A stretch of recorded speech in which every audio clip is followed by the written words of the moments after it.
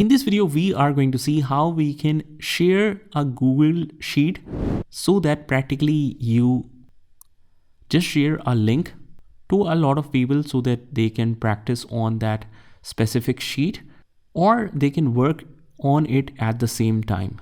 But since our future project will be understanding the pivot table, I want to share this sheet link with you guys. So what I can do is just click on the share, because right now it's only shared with me, although it's uploaded on my drive.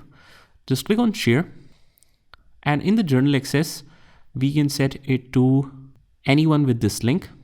Click on that, and anyone should be not the editor, although we can make editor this way. Multiple people can work on the same sheet, but since I don't want to disrupt this sheet, I can just make it for the viewer.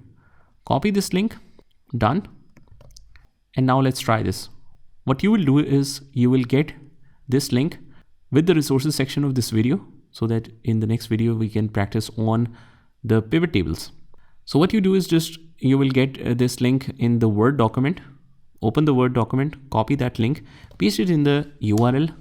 You can open this sheet, but you won't be able to edit on this sheet because this is a view only.